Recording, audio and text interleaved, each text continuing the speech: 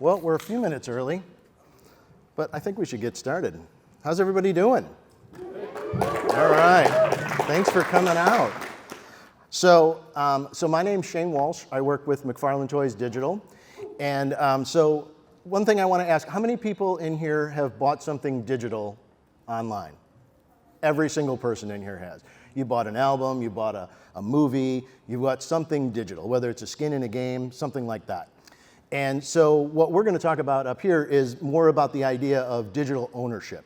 And so with those things that you've purchased, unfortunately, you don't actually own them. As we've seen in the news, Sony removed some movies from accounts of people that purchased them because they don't actually own them. It's like a long-term rental. So this idea is about actual digital ownership, all right?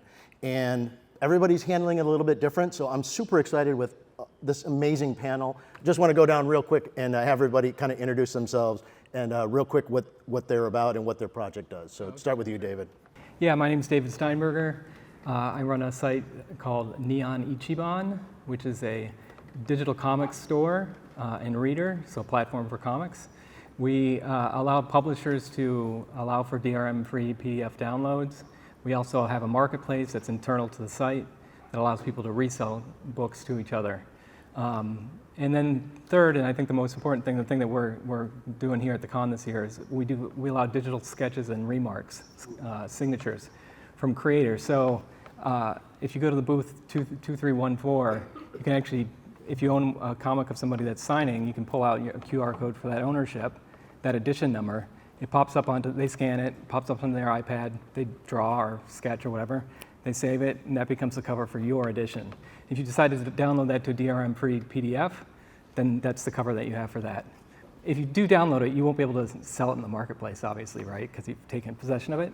But the idea is to try to get, Comixology going kind of south with Amazon to regain trust and allow people. So yeah, this is from Shane. Getting a little. Yeah, so when I first heard about this, I just thought it was the coolest thing. So you bring a QR code up to the booth, and they actually sign your comic book that you own on the iPad, and then it'll show up on your digital comic book. So yeah. You get that whole experience of going to the convention and getting a signature, except it's all done digitally. Yeah, and we actually take commissions as well. So creators can get on, artists can get on the site, say, $20 for a one-color sketch, and people can purchase it. So you don't have to be at the con. The idea is to be able to do that and get close to the fans and close to the creators, even from a distance. Yeah, I love it. Nice. Hey, what's up, everyone? So my name is James. You can call me James. You can call me Roche. I've been making comics for about 15 years. I've been in the digital collectibles space for about 5. A few years back, I co-founded one of the first digital collectible platforms built specifically for new comics and artwork. Just being in the space for so long, I think the power of this technology is that it could unlock these new kinds of collecting experiences, because we're at Comic-Con, we look outside, we know physical's not going anywhere, but digital collectibles are just growing, and it's just going to keep growing, and I'm super excited about that. I think for me, we're on the Future of Collectibles panel, so I'm excited about connecting the two, digitals and physicals. So with Muse Ink, we are a creator-owned studio and creative studio. We publish comics that are creator-owned, we license IP, and we distribute them digitally and physically. And we do things as far as connecting the digitals, and we call them phygitals sometimes, where what we're doing is putting some unique artwork on the back of them. This happens to be number 7 of 8. We only sold 8 of them, and there's an NFC tag on the back of these that links to the number 7 of 8 in the digital collectible sphere. And then the power of digital collectibles, I think it allows creators like myself and brands to go ahead and provide different unlocks and experiences. Maybe it's token-gated access to a specific unique drop that a brand is doing on a gated website. It could be access to a private Discord that an artist, your favorite artist, runs, and they want to lock it down to people they know supported them. And you could do a lot of cool things with the tech on the back end that allows you to treat this as like a proof of support receipt that unlocks all these other experiences. So I'm just excited to experiment more and more with this, break stuff, try new things, and just keep going. All right. Ben, I'm super happy that you're on the panel because you bring a really interesting perspective to this digital ownership. And kind of real world assets is where you're moving to as a company, and I think it's exciting, and there's a couple of other people doing that in space, but I'd love to hear your perspective on it. Yeah, 100%. I mean, I think when like Roche was talking about, like combining the digital and the physical and the importance of that, we're kind of on the almost the other side of that, where it's like combining physical and digital, but with existing assets like comics that are 20 years old and have been graded and things like that. So what we have developed is, we call it, the marketplace and the vending machine, there's a couple different names for it, but it's basically a place where people can, like rip packs and build their collection, and then everything that's in the machine is somewhere. So it's not like they're digital assets only. You can leave them in a vault if you don't want them cluttering up your house, or you don't have a use for having them physically with you, but you can build that collection still and have like digital versions of it, and then potentially ship the physical goods to you yourself if you want. And one of the things that we launched this past week is a marketplace, because increasingly like eBay and things like that, like it's an increasing like trust issue, and who you're dealing with and stuff like that. And we're trying to create a very, very transparent marketplace where people can take these digital assets and then potentially like put them on there and sell them to other people. But for me, I've been collecting stuff obviously a very long time.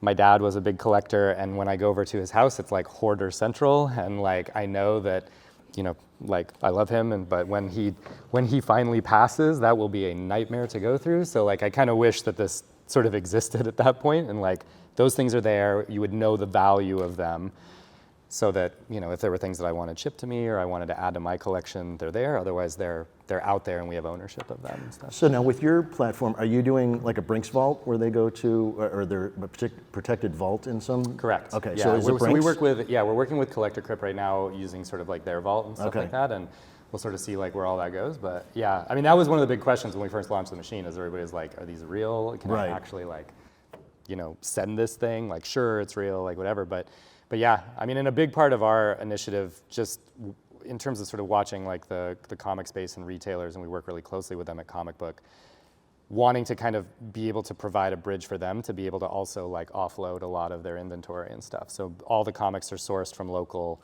comic shops, and we go in there and we do fun shopping sprees and pull grails that we put in the machine and stuff like that too. So we're trying to have it be a sort of holistic thing so that everybody benefits, the consumers that are like, engaging with the machine, the places we're sourcing them. See, that's what I think is really exciting about what you guys are doing. It kind of just, just like what you're doing, is getting people used to this idea that you don't have to actually hold something in your hand to collect it. Yeah. In your case, it's in a vault somewhere that's protected. If you ever decide that you want it, you can just have it shipped to you.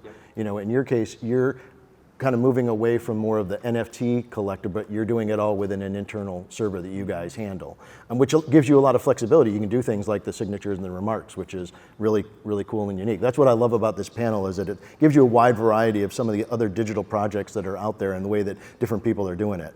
And with that said, Brandon, so nice to be on the panel, and he brings an even more unique perspective, because he's part of a group that does content for this space. And not only that, but they also create their own digital collectibles, which is kind of new for them. So, Brandon. Oh, how you guys doing? My name is Brandon Boggus. Thankfully, that's what's up. I'm one of the founders of TRU Media Group. A lot of people know me as the biggest bro in the digital community space. So let me just put a little story behind the words up on the slide right there. We started this company not as a digital media company to try to come as a media company. We came in as collectors who love collecting, and we wanted to create a space for people to just share their fandom, share stories, connect, and build a community. So that's what we kind of did. Throughout the years, we've been able to interview different creators, go to these comic book convention events, do major release like drops for different companies like VV and Candy and Digitoys and stuff like that. And it's just been wonderful learning about people's stories and why they collect. And I think that's what we have kind of focused in on, is learning about the stories behind the people that collecting why. So when you collect that digital comic and you put it in your digital vault, or you collect a comic book in real life and you post it behind your room, you want to share that story and that memory.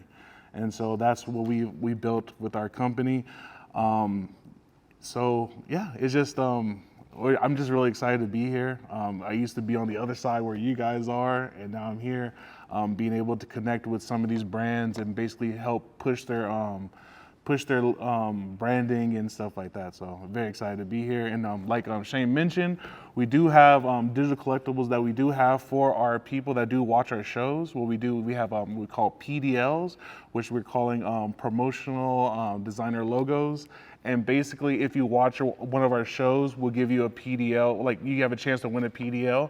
And if you collect all 10, you'll be able to go into our team member store and then shop for some of the merch and stuff that we have available. So we're trying to build our community, bring them back in, and you know, just having that place. Because sometimes, you know, when you're a collector, especially digitally, you're like, who can I talk to about this, you know? And so we're trying to build a place where you can talk to everybody and then feel like you're a part of a bigger piece. So, yeah.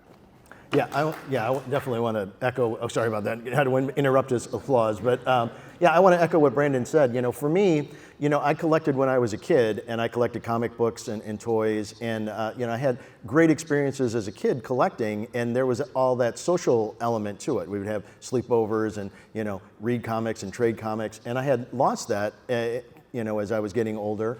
And I rediscovered my love of collecting through digital collecting. And I made great friends, you know, through Brandon, and, you know, David and I have been chatting for the past, 3-4 years now because of, you know, my fascination with what they were doing with the remarks. And James and I have actually been, you know, talking since you were doing that original project. 2 or 3 years, yeah. We've stayed in touch, and now this is the first time we actually met in person, so it's super cool. Yeah, you were the biggest collector. I mean, you scooped up every Thank drop you. we did. I mean, we only did 7 drops. Super indie, small brands. We probably sold 7,000 to 8,000 digital collectible comics. Probably raised 100K for these 7 or 8 brands, and you collected every single one of them. So Don't tell my wife. and it didn't She's go in the away. audience. It's still on the chain. Too late. Is she It's out here? in the open. But yeah, Disregard. I know, right? Yeah. Disregard. But, you know, and mostly because I want to support this space, and I believe in this space. And that's one of the other things that, you know, for me was, as I'm getting older, I'm looking around the house, and I'm looking at all these boxes of comic books and toys, and I'm like, what am I going to do with all this physical stuff? And the idea that I get to enjoy collecting as a hobby and have it all on my phone is really, really appealing to me. So that's one of the things that kind of drew me into the digital collecting space. But before we move on, I did want to give some recognition. We had 2 other panelists who were going to be with us today, David from Vivi and Will from Digitoys. Unfortunately, this space is moving very fast, and things are changing all the time. Both of them had meetings that came up that they just couldn't get out of. So I just wanted to give a real quick overview of, you know, their projects. You know, Vivi is a fantastic project. I've been part of them since the very beginning, and they have all the major brands that, you know, you would think about as far as, you know, Marvel and DC, and you can buy comic books on there. You can buy digital collectibles, and they have AR capability. So if you buy a digital collectible, you can use their AR functionality and be able to pose it and, you know, take pictures with it. So there's kind of an interactive element to it. They're just a really great company, and David's always been really, really kind to me. So I just wanted to give a shout out to Vivi and everything they do. So appreciate them. And Digitoys, you know, I really appreciate Will as well. He's really grinding out there and trying to, you know, do some fun things in the space. They're are more about digital collectibles than they are about comic books.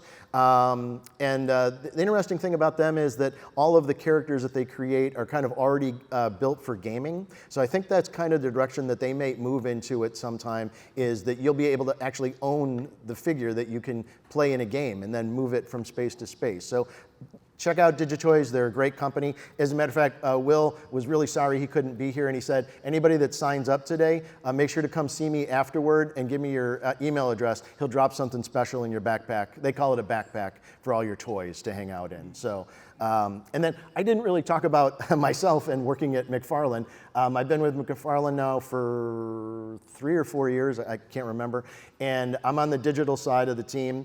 And we're doing a lot of really cool stuff. We do, it's all toys as well. And so we do something interesting because of McFarlane's ability to have toys in Walmart and Target is we'll do phigitals.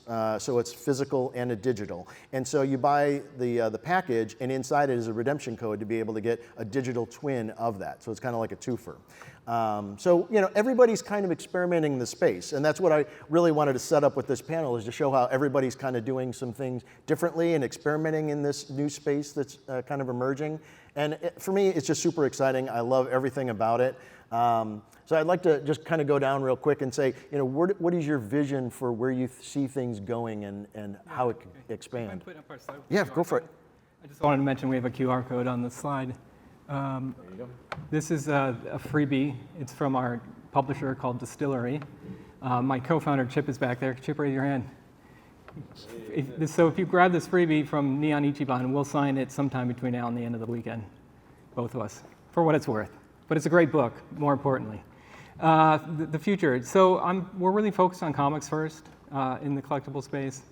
And you know, we've seen lots of different sources of digital comics. Amazon bought my previous company called Comixology and kind of blew it up recently, and people are pretty unhappy about that. So the idea that we need to gain trust back in the digital comic space by making it very clear what kind of license you're buying, if it's downloadable, if it's remarkable, if it's resellable. Marvel and DC, for instance, are both resellable, both remarkable. Marvel doesn't allow a download, it's a watermark download, so all that's super, super clear. We're also beta testing a Mac app, a desktop app that lets you bring in your DRM-free PDFs and CBZs and CBRs that you've collected from Kickstarter or Humble Bundle and other ways, because it's a very popular way to get comics at this point. So for me, it's like, how do we bring that all together and make one digital collection that works across services, that works across your own books, our books, and then, you know, entice you to stick around and be part of the community. We've just launched a bunch of community feeds, and it's really a lot of fun. So it's about getting that trust back. I agree, yeah. And one thing you and I could have chatted about, I don't know if it's okay to talk about, but you know, we'll find out. We'll find out in a second. But is we had chatted about, you know, right now with the signatures, you know, they sign it and then it's on the book. But we had chatted about maybe in the future, could you actually record the animation of them doing it's working. You got it working? We fixed it last night. Perfect. We did it last night. Oh, sweet. You can actually export video of the signature being drawn or the sketch being sketched. See, and so for me, that's what's exciting about this whole digital space is like it's every single day, like just last night they got that working. Like everything is always changing and evolving. I love it. To TRU, the idea of like this is a moment in time. You're here at the convention, you're talking to a creator, they've signed your book, and suddenly it's like you've captured that to look at it on your phone. It's part of a real book. You can resell it if you want, but for the most part, we really focus on the experience of connecting to a creator and that artifact of that moment. It's really cool. I mean, I was watching, like, because we have the machine, like our machine over at Todd's booth, and like we were doing free polls and stuff on it this weekend. And I mean, I was watching him sign, and like those moments that people for sure have when they come up and they're, you know, talking about how they, you know, how much it means to them, and being able to like actually see, you know, him sign their thing or something like that and relive that is, I definitely see the appeal of that for sure. It's also a really cool experience just going to the DSTLRY booth and having one of the artists, you know, sign your book. It's a new experience for them too, so it's fun to see the excitement on their face. They're like, this is really cool. They have a pen and they're like doing it on the iPad. We had Arthur Adams last night, Yes. and his hand apparently really hurts from drawing for so many years, and he was like, doing this electronically, my signature hasn't looked so good in years. Sounds really nice, really nice. That's very cool. He had a good time. Yeah. James?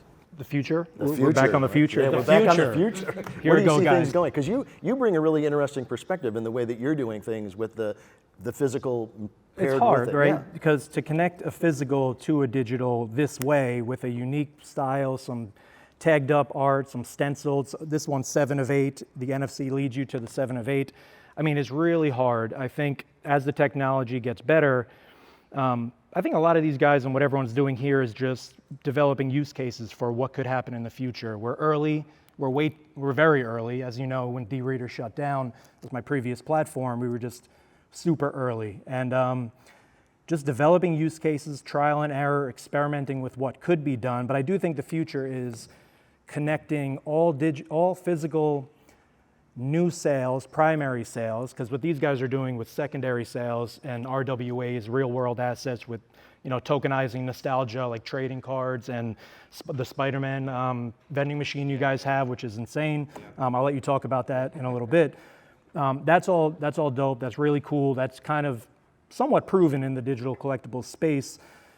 The next step to me is primary sales, indie creators, and just new work, and how does that connect the physical into the digital, and then give power back to the publishers, the brands, and the creators who want to take this tokenized asset, and what does that unlock? Utility, they say in the Web3 space. I don't know if I should say Web3 on the stage, but utility, like what does this digital hullabaloo get you? And it could get you, like I said before, that private access that gets you a little bit closer to the brand and the creator, the publisher, whoever it might be. And then it's up to those people, the creators, the publishers, to take that technology and run with it and think about what they want to give back to their collectors, their fans, their community, to really strengthen that bond between them and their community. So shout out to what Neon Ichiban Distillery has been doing. Comic book obviously taking the leap into the dreaded Web3 space. VV, those guys, they're not here, but they're all right. No, but they started things, I think, by bringing on big brands like Disney and things like that. So experimentation, trial and error, and just keep on keeping on is kind of what my motto has been. Absolutely, I agree with everything you said. Ben, before he starts, I just want to jump in real quick. Just to, this idea of utility is something kind of unique to this space as well, because if you think about going out and buying a comic book or an action figure or thing like that, there's no way for a company to track that. Like in McFarlane, there's no way for us to know how many people own a Spawn action figure. Digitally, those things are trackable. We know how many are out there, with how many have been minted, who holds those mints in what wallet. And so then what James is talking about is this idea of rewarding those collectors who hold a lot of things in their wallet. We know those are our real invested people, and then maybe there's some sort of an exclusive party or something like that, and then our exclusive members get access to those that's kind of what they're talking about, utility. That's just one example of what you could do. Yeah, or you could skip the Todd McFarlane signing line because you own X amount, a series of his drops that he's done in the past. 100%, yeah, all those things are possible. Yeah, I mean, that's something we've been talking a lot about too. I mean, you were talking about community, and I think like community is a big part of, I know, you were also talking about, I don't want to give you your tea on that, yeah. But like building community around these collectibles, and like, I think as far as like the future of like what we're trying to accomplish goes, it's still engaging with the retail stores, because we do want to support that space, and we do think it's important to be able to go into a physical place and get a recommendation and support someone who's been in business for 20 years. So making that a priority is something that we definitely still see as being part of what we're doing, but I do think kind of where this thing goes long term for us is like trying to develop marketplaces and expand into other digital collectibles and things like that as well. We've talked about already, like, my dad collected graded coins when I was a kid and stuff, and so it's like, thinking about what are the other things beyond graded comic books or graded cards that we could potentially be like, could be stored somewhere that someone could have that sent to them if they want it, versus leaving it there and having the digital version of it and stuff. And like what additional things like reward points or, things that could build communities, exclusive discords, like that kind of thing, where people can share in the excitement of what they, just secured through one of our, machines, or through just even something they found at their local comic store or something like that. So I think where a lot of, you guys are kind of like Web3 and stuff like that. Like, I think we're headed there, but also I feel like a big part of what we're trying to accomplish is like that bridge, so that people can collect in whatever way they want. And, I'm sure, down the line we'll be looking at, creating our own stuff and things like that as well. But right now we're really, really focused on just being that bridge. Interesting. Yeah, I like that. Well, to your point, of driving people to their local comic shops. I mean, that definitely is something that's possible within the digital space. That in a way that you could say create a cover that's exclusive to your local comic shop, and you have to go there, and they know that you're one of the top pull boxes or whatever, and you get a QR code to redeem for a digital. We've that's talked from about your like comic shop. free comic book day Right. opportunities and things like that, where there would be some kind of exclusive component to that, where just like exactly what you're talking about, regional exclusives or things like that would get people out of their house and go engage with a comic store, but also like they would have this digital asset that's unique to them and very, very limited and stuff. That's something we've talked about, yeah, for sure. Man, for the future for us, TRU Media, basically we started with just interviewing different brands, companies and stuff like that, and just trying to connect a bridge between the brands, the creators, and the community.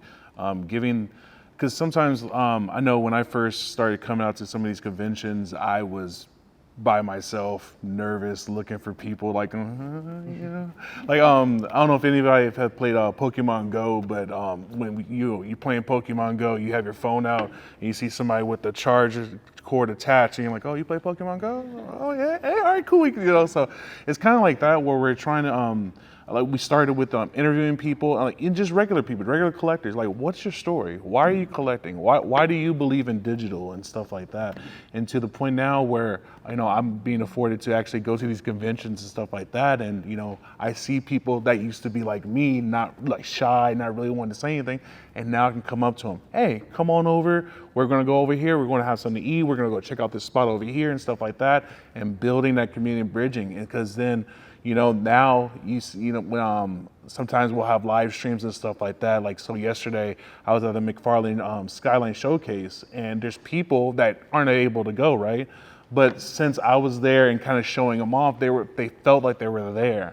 And so that encouraged them now to maybe next time I'm gonna come out and see that. So there's also another big convention, Designer Con, that happens in Vegas that we really like to promote, and we really like to get people for the first time, if you've never experienced like the love and the fun of the community, come out and experience it. And I just tell people there's nothing like, especially because you've been talking to people, you haven't met them in person.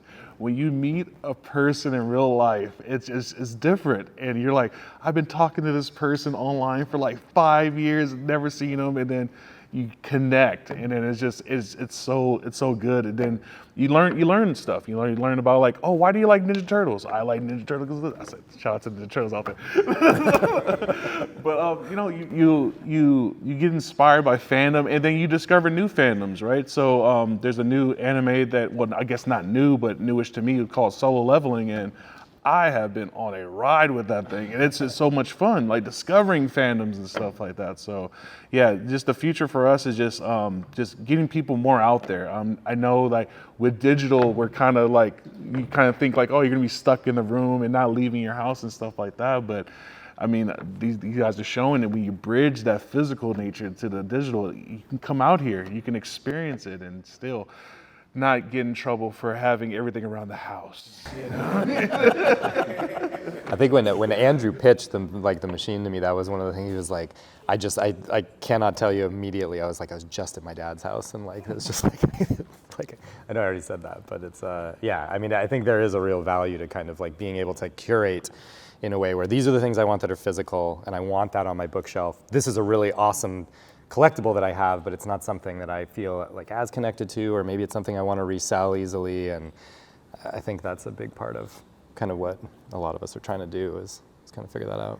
Yeah, absolutely. Well, Brandon and I know a gentleman by the name of Klim, who he's a fantastic artist, and we met him through Designer Con, and he had shared a story with me about how he got involved in digital collecting, and it was unfortunate that he lives in Louisiana, and he lost a large bit of his collection due to water damage, and that kind of opened his eyes to the possibility of being able to still enjoy collecting without having these kind of physical things that could get damaged.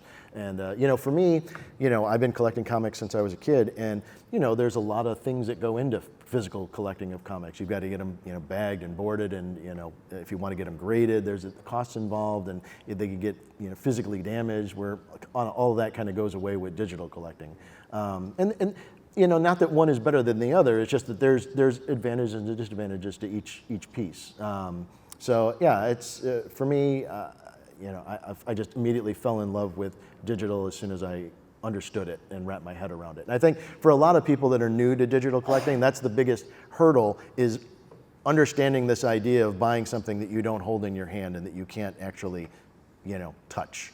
But at the same time, as I opened this panel up, I asked how many people have bought something digital. every single person here has bought a movie or an album or a skin in a game or something digital that you already don't touch. So the idea of it is just further wrapping your head around the ownership of it. Yeah. I think it's like, as things become more transparent too, that's like helpful too with like, you know, the blockchain and different things like that. I mean, it's like that is part of what our offering like offers, especially with the marketplace. It's like all of that is transacted in a way that's super transparent, so you don't have that like ambiguity and things like that. There's a lot of trust there that we're trying to build around. Speaking from a creator's perspective, I don't know if there's any artists or writers in here, publishers, but the thing that attracted me 4 or 5 years ago, where I think other people read the headlines, the doom and gloom, and went the other way, it was perpetual royalties. And it's a grand idea, it's failed here and there. There's ways to do it. I think it becomes inevitable on the digital side. I know you guys are doing that in your own way. We tried that, it worked when we did it. It's inevitable, I think, on the digital side at least. So as a creator, you know, you imagine you have an IP that blows up, or even if it doesn't, if you get a little bit of change that comes in because people are trading what they minted from you and what they bought on the digital side, it's something, you know, it's something coming in. So just the idea of perpetual royalties coming back to the creator, whether it's like 5% of every sale, like imagine that was done on eBay and implemented to where if you sold, you know, I would say Todd McFarlane just because I saw the Spawn shirt, but he makes enough royalties anyway. But if you bought one of my books and I got a little slice off of a secondary sale on eBay, that would be amazing. So that attracted me for sure. We have a creator we work with named Jock who talks about this a bit. When he was selling his artwork early on for, you know, $20, $50 pages that now go for $100,000. But the idea that, so the way it works on Neon Ichiban is that if you resell a comic book, 70% of that sale goes to you as the seller, and 30% goes to us to split with the publisher or creator of that comic book. And when creators make their own remarks, for instance, DC is giving a lot of comps to creators, so they can, you know, get 5 versions of their comic digitally in their editions. They can sign those and put them up in the marketplace themselves. They collect 70% of that money, and DC gets a little more, and hopefully pays royalties again on that piece that they take. So it really is about, like, you get close to the creator, and the creator continues to benefit, which is great. Well, one thing that I think is really exciting about what you guys are doing with the remarks and the signatures is, and maybe I'm wrong, but I feel like it opens the door to the possibility of another revenue source for artists. Say, for example, you've got an artist who has maybe mobility issues and isn't able to travel to a convention to do traditional signing. They could set up a time for him to do it at their house and then charge $5 or $10 to do that. Yeah, right. You can. We like to say that you can be at home and watching Netflix and signing a few comics while that people have commissioned online. And so somebody in Australia who can't come to the conventions, or you're right, a creator that doesn't go to the conventions, or even creators that haven't made it in comics. Eventually, I see the pathways to any artist being able to make a remark, being able to sell artwork, you know, digitally speaking. I think there's a lot to like about that. Yeah, I agree. Yeah. I think that's an exciting potential for the future for things. Well, one thing, so I did this panel last year, and one of the criticisms I received was that I didn't leave enough room for questions. So I want to make sure that I open the panel, open the floor up for any questions that people might have about this kind of new way to collect.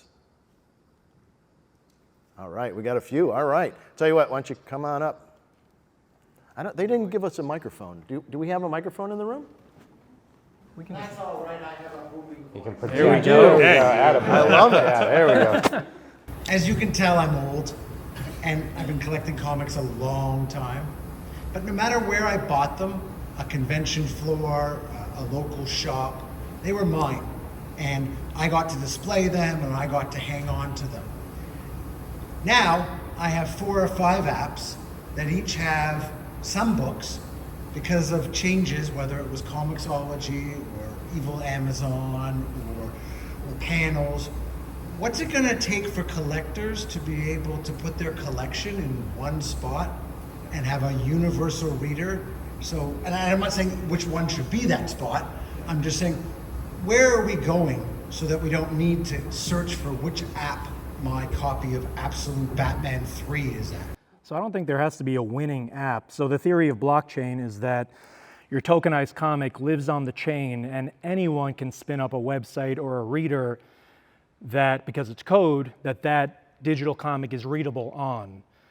That's the promise. We were trying to do it. We weren't funded. We were indie first, small time, too degen for the comic book space at the time, not degen enough for the Web3 space, so funding dried up. We lasted a couple of years, did some cool things, but that's what brought me to that blockchain space, is solving that problem. And then if I did a drop on my marketplace for my book, if you wanted to spin up a library where you bought it from me on the initial drop and you're renting it out for $1, and it's coded that the person has it for however long they want, it returns automatically back to you afterwards. That's a crazy use case and example that I don't know if anyone will ever do, possibly depending on what the item is. But yeah, I think that hopefully answers a little bit of your question. Yeah, I think that's also kind of what I was talking about with like eBay and oh my gosh, sorry guys. Yeah, I know. It's like I think when I was talking about like the marketplace and kind of eBay and things like that, that's another thing too, is like the transparency of Web3, blockchain, things like that. It's universally accessible. So the idea is ultimately that you know who you're buying from, you can see the transaction history of those things, you can verify them, that kind of thing. And they're not tied, like you were saying, to Comixology or whatever. There will need to be apps that obviously make that more user-friendly, because even as I sit up here and talk about it, I'm still learning about it. So like I understand why that would still feel like a disconnect. But I think the core foundation of that is more transparent and more like trustable than these other ones. And so once that all gets a little more connected, I think you might have what you're looking for there. This is a question we've been grappling with a lot, particularly because my previous company, Comixology, is not in the App Store any longer, and the store's not really great on Amazon. And Amazon's not built to shop like comic folks shop, right? Even in series and publishers and that type of thing. And so the idea, you know, our first step, I mentioned the Mac app, where you can bring in your own PDFs and CBCs and CBRs, but the idea that if we can get your collection in one place and point you in the right places, that's maybe one step towards blockchain. Like we get asked all the time, why aren't you on the blockchain? Why aren't you on the blockchain? Well, a few reasons. One, creators have had their stuff stolen and put on the blockchain. Yeah. There's a question of provenance, like is this the real thing or not the real thing? So suddenly you have, you know, agencies that have to say this is the real one. And that's really unfortunate because it's very super cool technology, and I hope we get back to it. And so we thought managing it was the best decision to start with. But the idea that you can get your comics in one place, even if you have to go read it somewhere else for now, and thinking through like how do you make those transitions possible into you know, more feelings of ownership and going to one place to read and collect and show all your collection in one place. Super interesting. Yeah, I agree. It's a good question, for sure. Yeah, well, I collect a lot of original art. And I think the most intriguing thing I hear you guys talk about is being able to have someone ink it and color it as a remark.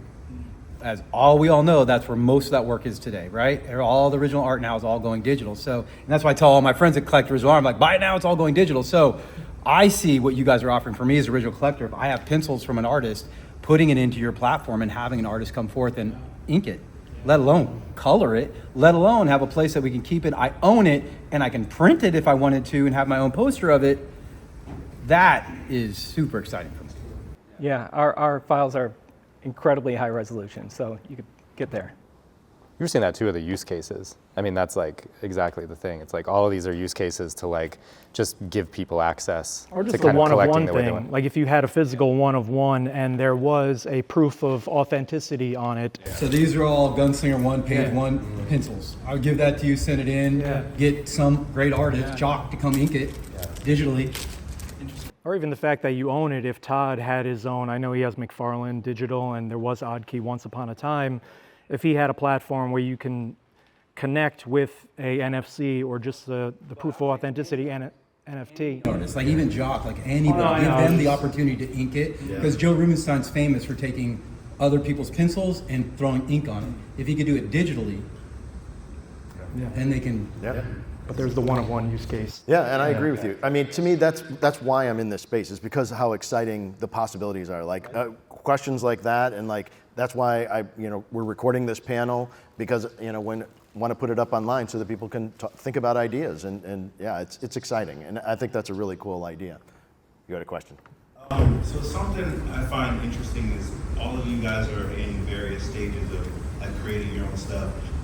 Muse specifically with the idea that you have all this like original IP and it's creator owned and things like that. Is there any plan to then also maybe connect and partner with, say, Digitoys, and instead of you having to build out the infrastructure for 3D models and games, like partner up and take the original, creator stuff and then have them create collectibles that you can then play in their world as this kind of synergy? Yeah, that's kind of like I was saying before to the other gentleman who had that. Blockchain solves that kind of. So I did this drop on Solana. Shout out to the Solana homies out here. They have an art platform called Mallow, and ours was previously, it was called D-Reader, but I did this drop on Mallow. I was talking with the VV guys. I might do a drop on VV in the future, something potential on Digitoys. That's a different blockchain, but there is a way to connect the proof of ownership to show, maybe on our platform or wherever it might be, bring people back to the hub. I think that would be my platform, but use digital distribution partners like Digitoys, VV, and things like that. Because there might be readers who love the original comics that they find on your thing, but they would also love to be able to play as that character somewhere else. So then Digitoys would do the heavy lifting for the gaming part, while you guys focus on the things that you're strong at. Yeah, totally. And there was another, there was a game, a Web3 game called Star Atlas back in the day when we were talking to them about putting one of our digital collectible comics in their game. So you're playing, you go to a library, you search, you pull something random, and it might be an actual token. Now you have that in your wallet, you take it out of the game. Now I'm on my phone, on my reader, reading it, So there's all that potential. We're getting there. I think it becomes inevitable a little bit. You can't be a little bit inevitable. It's fully inevitable. But like I was saying before, just use cases, they need to be proven. We need to keep going, and I think we're kind of early. But great question, yeah. Yeah, that's one thing I was hoping to accomplish with this panel is really this idea of, if you're nervous about dabbling your feet in the digital world, it's nothing to be scared of. I think a great way to get started is to come over to the DSTLRY booth and get a book signed digitally, and might open your eyes to the possibility of things. And you see it in your library, and see that it's signed, and it's a memento of this time at San Diego Comic-Con. I mean, it's a really cool. Yeah, and we track the provenance, the history of it. Like, we tried to get all the best things of the NFT without the damage that had been done to it. And so when you sell, when Jock signs, it actually has a date on it. It says signed by Jock, and when you sell that, it has a sale price to the next person. Shane sold it to David on this date for this amount of money, and then if you get a second remark from another creator, it gets added on the top of that. It becomes a real history. Yeah, I agree. Yeah, it's super cool. That's really cool. Like I hadn't even thought of that. Like the layers of like how you can have multiple people. Real provenance, right? Yeah, that's cool. Yeah. I do think that's cool. Yeah, and I can see those kind of things. Once we get to a point where, if you say the word NFT to a lot of people in the world, immediately there's a negative reaction to it just because of what gets put out in, the world. And there have been some things that have happened in the past with NFTs for sure. But at the same time, things happen with physical paper money as well. Human beings are going to be human beings. But the technology of an NFT is just a technology. It's just a way to distribute something and there to be a record of it to prove ownership. It's as simple as that. So it's nothing to be scared of. But I understand the hesitation now, and I appreciate, that's why I wanted David on the panel, because he brings a unique perspective to it and is doing something different to ease people into this idea. And I applaud that. So yeah, do we have any other questions? I saw a bunch of other hands go up. In the back. All of you, what does it look like if the lights went out tomorrow, and what happens to my stuff? We got bigger problems. You got to worry about water at that point. I think you got a lot more things to worry about, and running down the street with your boxes of comic books is probably not going to be the first thing. You're imagining the Skynets. If you went out of business tomorrow. Yeah, that's why giving the option to the publishers for downloadable PDFs that are DRM free or watermarked is super important to us. And you knowing as a consumer, those 3 check marks on our site, whether it's remarkable, whether it's resellable, and whether it's downloadable. So you as a consumer can make a choice like, DC doesn't let me download this, so I'm not going to buy from here. You can make that choice. We want to make it really transparent. It's kind of a stepping stone to the next world. Yeah, and as far as if the servers go down, I think every one of the platforms has provisions in there that everything will be given to you if something were to happen, and that's happened to as with any business. I mean, if you open up a hot dog stand, 2 years from now, it could be out of business. That just happens in the world, and there's been projects that I'm part of, as evidenced by my support of early adopters. I spend a lot on digital collectibles because I believe in the space, and every single one of them that if something's happened, I end up getting the elements delivered to me. So I have them in my own custodial wallet, and once they're on the blockchain, I have them in my wallet forever. Nobody can take them away And from me. theoretically, someone can spin up another business. We were kind of saying it before, where you can spin up a publisher or a reader that the company who shut down, those NFTs still live on the blockchain, and they can plug into your reader, your access site, that maybe you give additional rewards for people who plug in and read it on your site. So there's a lot of interesting stuff theoretically that could be done using blockchain. Yep. Yeah. At the end of the day, it's just a technology. That's all it is. I mean, I think like what Shane was saying too earlier, with just like you could have a flood and all your collectibles are gone. It's like there's always that chance, I guess, either way. But this is actually the digital collectibles that are like on the chain and everything are actually probably significantly more secure than, I would agree with that. Did I see another hand go up? Another question. Oh, wait, let's get somebody new. We got Chip. Shane, how many people in the audience scan the QR code to get the devil's cut that I'm going to sign later? How many of you scan the QR code? All hands go up. We got to get Chip and David to sign I that. don't feel good about this. I feel much better if more people did it. Is that a plant? I was waiting for it to die down. Is that I a spend a plant? lot of time at the distillery booth, and it's so fun to see Chip just as excited in line with me getting our digital signatures, and he's enjoying it just as much as I am. It's fun to see. I'm ready to sign anytime I'm wearing I would be fully clothed. Fully clothed. How much time do we have? I'm going to have everybody. 5 minutes. Well, we probably should start wrapping things up. James, did you have some things that you wanted to talk about? I did. first? So I was, they didn't arrive in Comic-Con this year, unfortunately, but you guys were going to get a bunch of trading cards that had dope art from a new IP that we're developing. That would have led to a free digital collectible. So in the meantime, if you go to museink.studio on the top right, there's going to be the little hamburger button. There's a reserve button there. You can drop your email address. After the con, I won't bother you yet, but after the con, I'll give you a way to claim that free digital collectible. And as an apology for not having it here, because I definitely wanted to get some stuff in your hands, if you want to put your address in at the time when I send you that email, I will mail you that trading card as well. You can check out the website. We're still, we're soft launching during Comic-Con. There's some stuff that's not ready yet, some stuff that we've been breaking, but we're just full steam ahead trying to make it happen. Don't hit connect, so hit, there should be a claim button. Oh, there's a hamburger box, yeah. And this is what I've been doing while I've been here, by the way. Oh, hit reserve. Yeah, maybe that's not what I said, but hit reserve and it should bring you to a Google form. Email address is there, but then there's a animated MP4 of the digital collectible I'll be sending you guys for free, and there's images of the trading cards and what that artwork looks like that I will mail you if you want it mailed to you down the road. Very nice. And everybody should have gotten some cards when you came in for digital redemption for McFarlane, as well as something from the TRU Media team. And I'm sorry, did you say there was another question in the back? Real quick. Yeah, I'm curious, Brandon, since you kind of represent the collector community or collector yourself, how do you feel about digital collectibles? Man, I love it.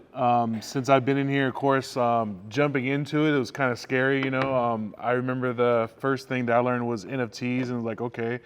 And they're like, yeah, so you need three things. You need an artist to create the NFT, you need a coder to create the program, and you need a hype man to hype it up. This is like when the Bored Apes and the Geo Rocks and stuff was happening.